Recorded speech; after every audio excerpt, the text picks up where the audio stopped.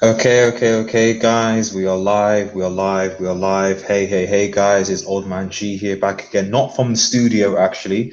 I'm from apartments. I'm going to be giving you my live United versus Sheffield match preview. But before we get into news, again, if you're new to the channel, please like, share, and subscribe to Red Devil Studio. Follow us on Twitter, United X. Smash the notification button for latest Manchester United news and consider becoming a member. So before we get into this preview, and this is a very big game for Manchester United. What I wanted to do is just go for a few announcements, if that's okay. Now, first things first, let me just check I'm actually live because StreamYard has always been a bit crappy. Let's have a look. I should be. 2 seconds. Sorry about all this, everybody. Let's have a look. Yes, I am. Okay, awesome. Sorry about that. Okay, so yeah, I just have just a few announcements to basically just go through. So that's announcements. So first things first, just something that I just want to show all you guys.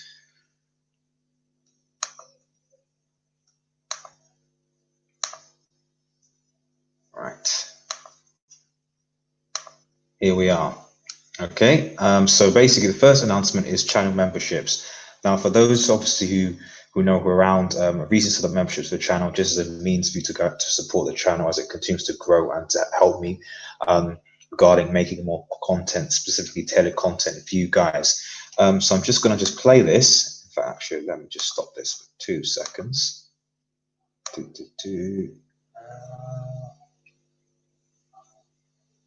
Next window. Okay, I'll just quickly play this. Right. Okay. Right. Okay. So here you go. For those listening, just give me 2 minutes of your time. Hey guys, it's Old Man G here back again, and today I'm going to be bringing to you something that's going to be very good for this channel, and that is channel memberships. So what I mean by channel memberships, what am I bringing? Well, just stay tuned for the next 2 minutes or so, and I'll give you a bit more information. So basically, channel memberships are basically just a way of you guys as members showing some support for the channel whilst basically getting something in return from me. What is that going to be in return, and why should you be a member for the Red Devil Studio community? Well, as a lot of you already know, I've been doing this for almost about a year, probably about a year now, and the channel has grown a lot in the last 12 months. I want to really thank you guys so much for your support. Obviously, it takes a lot of my time, and there's a lot of stuff that I really want to bring to you guys, and so I thought that channel memberships would be a way that I can continue to bring you guys some engaging and good content, and to challenge me to give you guys more content, whilst at the same time getting some support from you guys and want to bring you that content.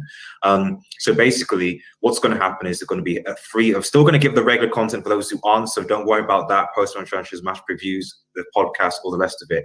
There's just going to be just a few extra perks depending on what level of membership you're going to be. So they're basically free memberships. There's bronze, there's silver, there's gold. And effectively, we're talking member perks, we're talking exclusive emojis, we're talking membership badges. Depending on level stage you are, there'll be things like members only live chat, members only live streams. You get dedicated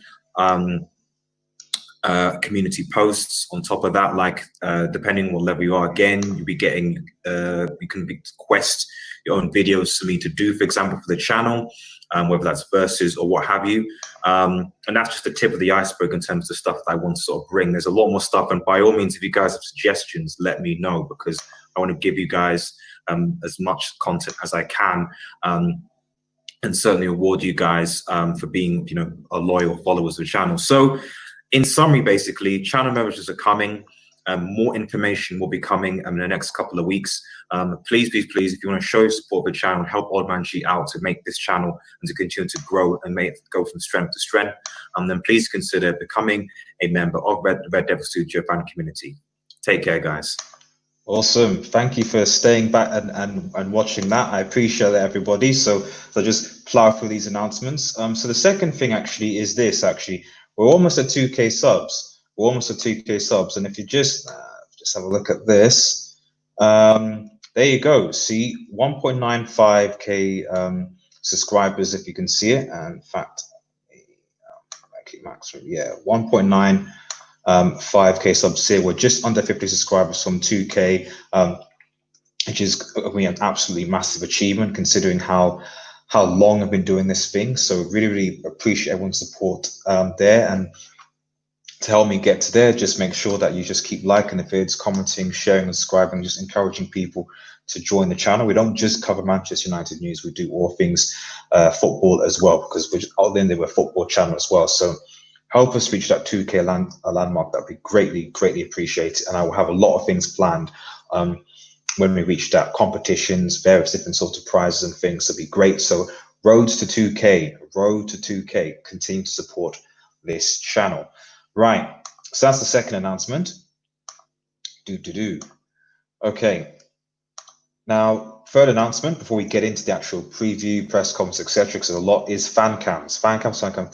Now, my aim, as soon as we sort of get the games coming, as soon as things sort of get settled and stuff, is to basically start doing fan cams for this channel. And by fan cams, I mean especially because this is it's a good opportunity, because fans aren't going to be allowed to go to games. It's not going to be the same thing in terms of being able to vent their frustration or joy or whatever, you know. So what I'm proposing is basically via what I'm using, which is StreamYard, getting a few fans on the channel, interviewing them and post-match and seeing their thoughts on the game, and then we'll be uploading those clips onto the YouTube channel. So you often get an instant match reaction from myself, and then you'll get hopefully a few videos from a few different fans on their point of view, from how they felt the game went. So stay tuned. Fancam, something probably not for this game coming tomorrow, but possibly for the weekend or the week after. We'll hopefully try and get fan cams going for you. So stay tuned for that. Okay, so that's all the announcements over. So let's quickly get into this present. So Ole Gunnar Solskjaer's press conference reaction. So Ole Gunnar Solskjaer, and I'll quickly get this up here.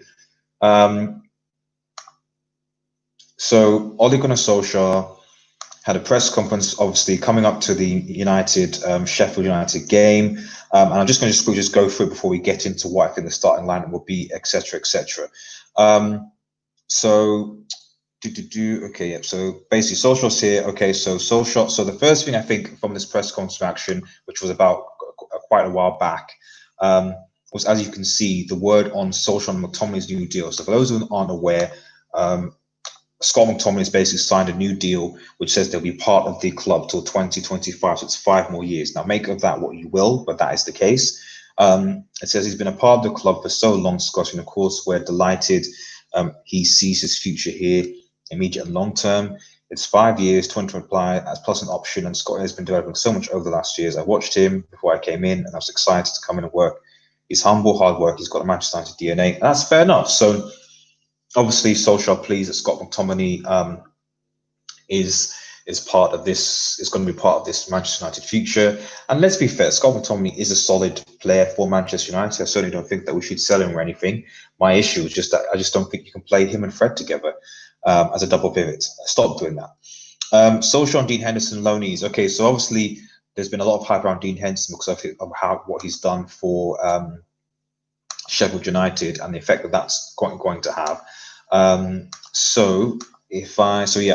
would think so. This is Solskjaer. I think the administration is paperwork, and Dean's had a fantastic season again, as he had last year with Sheffield United, and so far it's proven the loan has worked out as we wanted. It's a different job to playing Sheffield United for Manchester United. They are different. How do you say? He's got different roles, and for me, the 2 years he's had have been fantastic for his development. Played with and against men, played in the Championship, and plays now behind a team that plays exciting football. Do Sheffield United really play exciting football? But okay. And the stats show he's proved worth a few points with his saves. He's learning all the time, especially developing. He's had good coaching there.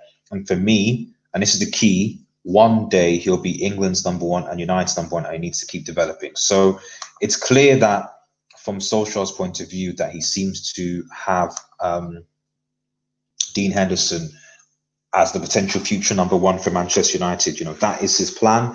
That is what he wants. So you just basically got to sort of take things from there, really. You know, so fingers crossed. You know, that is essentially what that's what happens. Fingers crossed that's what happens. Right, let's just quickly scroll on so we can cover the rest of this press conference. Angel Gomez, it seems to be brief. It says Solskjaer says there's no update on Angel Gomez future in contract talks. We obviously said that Angel Gomez was hopefully going to be staying, hopefully. Whether or not that is the case or not, we will see, because his contract does run out at the end of June, and it's about 7-8 days since. So fingers crossed he signs something, because frankly, I don't want to see one of our potentially most talented players go, and we end up with a situation with, well, what happened with Pogba, where in a few years' time we end up buying this player from Dortmund or Juventus or even Chelsea because they've been able to develop. So, yeah, fingers crossed that's not the case. Moving on, social issues, defense of De Gea. Actually, so hold on for 2 seconds, everybody. Just pause.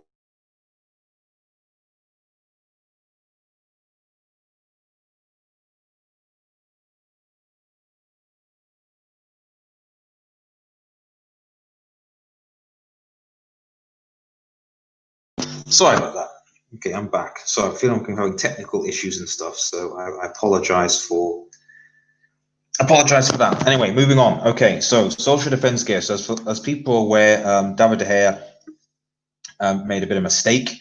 I'm not going to read this whole thing, but essentially Solskjaer is apologizing and saying, it's not his fault. It's okay. He's been at United 9 years now. It's his 10th season. He's had some fantasy. I don't think it's a bad run if you can see 2 goals in 7 games against the teams he played. Well, it's not so much what conceding the goals. It's how you concede them, Ollie. That's the thing. He's made match-winning save, which is true. He saved the point for us against Tottenham with the save. Renzi, the version keeper, I speak to him every day, and that's fine. So clearly, Solskjaer obviously defends backs his keeper, and that's what he should do. So as opposed to what Jose Mourinho seems to do, which is slate his keepers. But I think there still have to be question marks on David De Gea, and basically we've got 7, 8 games left. It's up to him to basically step up. Simple as that, really. Solskjaer and Sheffield, good time to play the blade. I don't know Chris well, but know him well enough that he'll have his team fired up with a defeat to Newcastle. I'm sure he's challenged his team to come to Old Trafford and prove what they've proven all season. It's great to play a game, but there's no better time now than before. For me, I'm sure we'll get Sheffield. Yeah, so at the end of the day, when you have a situation where Dean Henderson can't play and Ogden, who's got the red card, can't play, so in theory, they're a weaker team. I don't think we should easily be able to beat Sheffield. I saw them against Newcastle defensively. They weren't great. They didn't look fit. We should be able to beat them. I think we have the quality of players to beat them. The question is, will Solskjaer put up that quality of player? That is the real question, really, at the end of the day. Almost done. Okay, return to Old Trafford. We'll go on that. Learn from 3-3 draw. Okay, obviously, for those who are aware, when we went to Sheffield, it was 3-3. Bearing in mind that Phil Jones was actually in that team. Let's just in a sense about, just bear that in mind. Phil Jones was playing for 45 minutes, so that didn't help. So we were developing all the time, but we played against a very difficult opponent in a difficult state, and the fans were helping. I think the first goal would be a foul if the fans weren't there. But we had a 15 or 20-minute goal spell where we were exhibiting, showed what we're capable. Hopefully, we can get more penalty behind it as well. Hopefully, with Pogba and Bruno, you should be able to play both of those teams. If you play both of those players, then hopefully we'll be able to, to crack on. He talks about behind closed doors, and obviously this is just about Dean Henderson and his future and something like that, with the balancing goalkeepers, etc. To having the best in the world. Okay, so that's basically it. So there's nothing really much else revealing, to be honest, about it. So, but what it does confirm is that he backs De Gea, and so of course De Gea is going to start. But more importantly, Dean Henderson is basically, from what we know anyway, isn't going to be going anywhere. So it is what it is. Right, now let's move on. I think this is the meat and potatoes of it. Starting 11 versus Sheffield. Starting 11 versus Sheffield. What I think the starting 11 versus Sheffield United should be. Okay, so I'll just get this up here. Ooh, not that. Is it this one? Yes, it is. Okay, starting 11 versus Sheffield United. So for everyone who can see that, this is what I feel the starting 11 versus Sheffield United should be. Should be our formation, our lineup. Essentially, we're going to play 4-2-3-1. But if we're going to play 4-2, I'd rather us play 4-3-3. But I suspect we will be playing 4-2. That's the position we played all season. And I think if we are going to play that formation, I want it to be something like this. So De Gea obviously is going to start. There's no doubt about that. Even though with the issues that's been going on with him, he's definitely going to start. Simple as that. After De Gea, you'll have Maguire in front. Even though Maguire, I would argue, made a mistake. I don't think you can't drop an £80 million centre back. It's as simple as that. Even if his form isn't great, you can't. But what you do need to do is you do need to provide pace alongside him. That for me is the big thing. You have to provide pace alongside him, and if you don't provide that pace, then he's going to get caught, and that's why you have to bring in Eric Bailly. Bring in Eric Bailly into this team, and then suddenly you'll have the pace that will be able to match what Harry Maguire lacks, which is pace, especially because he hasn't played many games for goodness knows how long. So that's important. That's important in my view, anyway. For left back, obviously you have Luke Shaw, and then for right back, obviously you have Wan-Bissaka as well. Luke Shaw, I think the last game against Sheffield was 3-3. I think Brandon Williams was playing. From what I remember, Brandon Williams, I think, came on. I think him and Greenwood, and they really made an impact. So for me, I guess it's more of the same, really. If you want to do it, okay, fine. Put in Luke Shaw, and then maybe half time, then just go and put in Brandon Williams. That's, I feel, that what we should do. Put in Brandon Williams and then put in Luke Shaw. That's basically what should happen. Right back, Wan-Bissaka is going to stay. I think maybe Dalot. If we can really go in and get these teams, I think we can really give likes of Dalot and Brandon Williams a bit of a run in. So that's what I would do. But sure, Wan-Bissaka to start, because that's just what's going to happen. Even though touch and go with Williams on the left. Now here's the midfielders where things get interesting. I think that you play Matic. I think Matic has to start.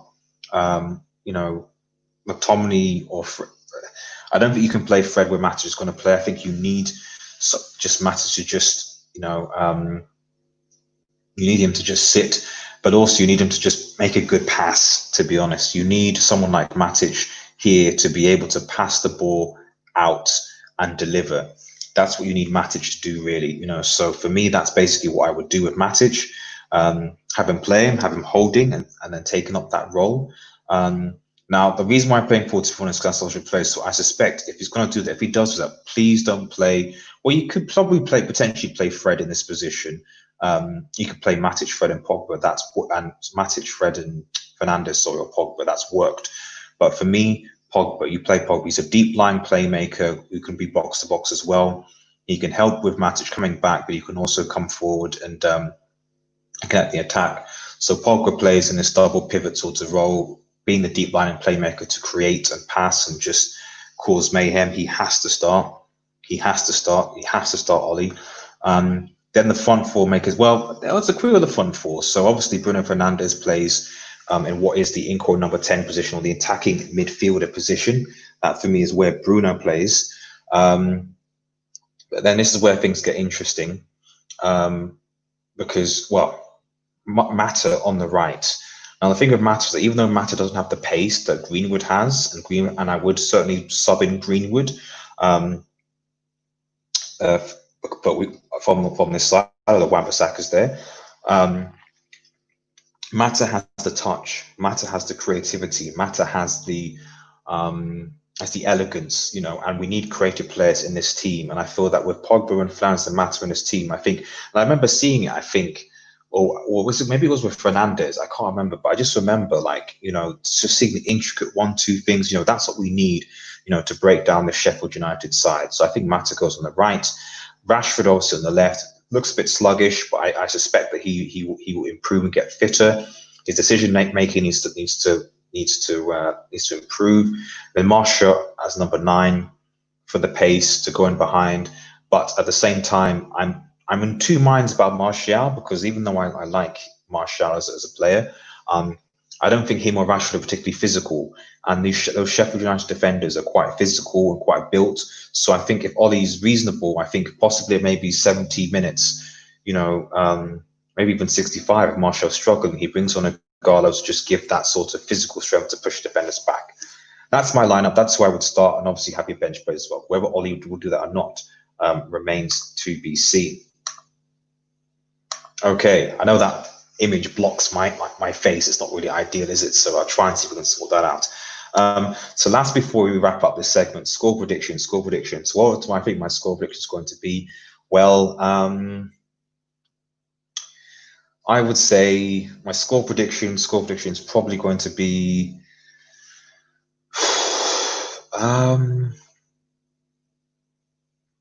what's the score prediction? I mean, if Newcastle can beat Sheffield 3-0, and I know that was with 10 men, but they were still pretty good with our quality of players. I'm going to say 3-1, because I don't necessarily trust De Gea right now with a clean sheet. I think Ollie has hopefully learned what his starting 11 should actually be, and plays Pogba and Bruno. And I also think that we have the players creatively to break Sheffield down. They are going to be weaker slightly. I don't think they look particularly fit. And without Henderson, Ogden, I think they're there to be exposed. And we need to be creative, we need to be quick. But if we can, I don't see why we can't win this game. And to be honest, it's imperative that we win this game, because Leicester just dropped 2 points to Brighton, which means that if we win this game, we'll only be 6 points behind Leicester, and only, I think it's 2 points. 6 points behind Leicester and 5 points behind Chelsea. And obviously Chelsea have to play City tomorrow. And if Chelsea then play City tomorrow and lose, we'll only be 2 points behind Chelsea as well. So top four races on. We really need to go for it. Thanks again for watching, guys, and those who will be watching. If you're new to the channel, remember to like, share, and subscribe to Red Devil Studio. Follow us on Twitter, United X, and smash the notification button for latest Manchester United news. Have a nice day, guys.